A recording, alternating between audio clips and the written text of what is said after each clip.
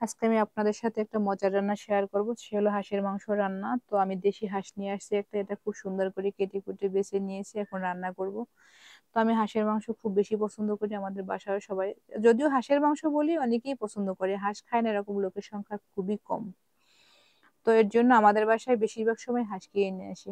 হাঁস আনলেই বলে কচু আনতে হবে, কারণ আমরা বরিশালের মানুষ। হাঁস আর কচু খুব ফেভারিট একটা খাবার, হাঁস মানে কচু, কচু মানে হাঁস। কচু দেখলেই বলবে হাঁস আনছো, আর হাঁস দেখলেই বলবে কচু আনছো কিনা, কারণ আমরা হাঁস দিয়ে কচু দিয়ে হাঁসের মাংস রান্না করি। খুব স্বাদ করে হয়, অনেক স্বাদ হয়। তো সেই খাবারটা অন্য অন্য ডিস্ট্রিক্ট হয়তো রান্না করে না, তারা হাঁসের মাংস আলু দেয়, আমিও আলু দিই, কারণ আমার বাসায় কিছু আলু খেকো আছে যারা খুব বেশি আলু পছন্দ করে। মাংস দিলেই বলে আলু কোথায়, এর জন্য ওদের জন্য কয়েক পিস আলু আমার দিতে হয়। তো আমি আলু কয়েক পিস দেই, আর কচু দেই, কারণ দুইটা মিলিয়ে দিতে হয়, খাইতে বসলে খুব ঝামেলা করে। এর জন্য এই যে মাংসটা খুব সুন্দর করে কষিয়ে নিয়েছি, দেখেন কষানোর কালারটা কত সুন্দর কালার আছে, কারণ আমি হাঁস চিনি বেছে টেছে একদম দেশি হাঁস নিয়ে আসি। কারণ দেশি হাঁস হলো অত পিওর দেশি না, কারণ শহরে তো আসলে বাজারে অত পিওর না, ওই যে পোল্ট্রি হাঁসের যা খায় এদেরকে তাই খাওয়ায়। তার মধ্যে হয়তো একটু ব্যবধান আছে টেস্টের দিক থেকে। এই আলুগুলি আগে দিয়ে দিছি, কারণ আলুটা একটু দিছি কেন, কচুটা আমি ওদিকে ভাপ দিয়ে রেখে দিছি একটু সিদ্ধ হতে, তাই কচুটা পরে দিব, আলুটা একটু সিদ্ধ হওয়ার পর পরে আমি কচুগুলি দিব। আমি রান্না করতে খুব পছন্দ করি, তাই আমার রান্নাটা সবাইকে দেখাই, তো আমি খুব পছন্দ করি। তাতে কে কি মনে করে জানি না, আর মনে করলে কিছু যায় আসে না, কারণ মানুষের মন তো, কারো মনে খারাপ বলবে কারো মনে ভালো বলবে, এটাই আসলে সবাই।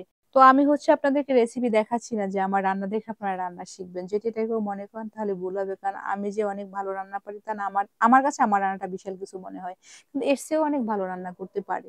তাই আমি শিখাচ্ছি না, যা শেয়ার করতেছি যে আমি এভাবে রান্না করি। যে কচুগুলি পরে দিছি, তো আমার মাংসটা প্রায় হয়ে আসছে, এবং আমার রান্না এই আমার বাসার অনেকেই পছন্দ করে, অনেকে না সরি, আমার বাসায় যে 4-5 জন লোক তারা সবাই মোটামুটি পছন্দ করে যে আমার রান্না টেস্টি।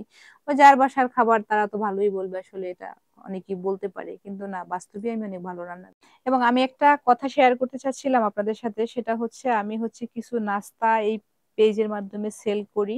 সে হলো 2-3টা আইটেম। তো প্রথমত হলো চিকেন নুডলস, হালিম, হোক চিকেন আর হোক মাটন, এই হালিম আর দেশি হাঁসের মাংস। তো এই 3টা আইটেম আমি সেল করি। সে পার্সেল সংখ্যাও লিমিট, 10 থেকে 12টা পার্সেল প্রতিদিন সেল।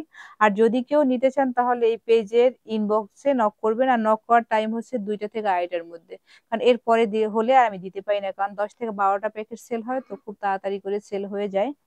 আর জায়গার এরিয়াটা মেইন কুমিল্লা শহরের মধ্যে, আসলে দূরে কোথাও না। আর এই সেল দেওয়াটা আমার একটা শখের মধ্যে পড়ে, কারণ আমার শখ, খুব শখ, সব কাজ নিয়ে আমার শখ। আমি এটা করবো ওটা করবো, কিন্তু সময়ের সাথে পারি না। তো আমি ভাবছি কি আমার পেজের মাধ্যমে আমি প্রতিদিন 10 থেকে 12টা পার্সেল সেল করব। সে নাস্তা, হাঁসের মাংস, হালিম সব মিলাইয়া আমার 10 থেকে 12টা পার্সেল। একটা আইটেমের 12টা না, সব 3টা আইটেম মিলে 10 থেকে 12টা পার্সেল, কারণ আমার তো অ্যাভেলেবেল লোক নেই।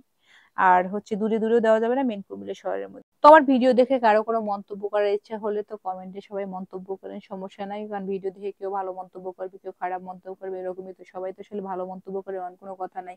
আবার সবাই খারাপ মন্তব্য করবে,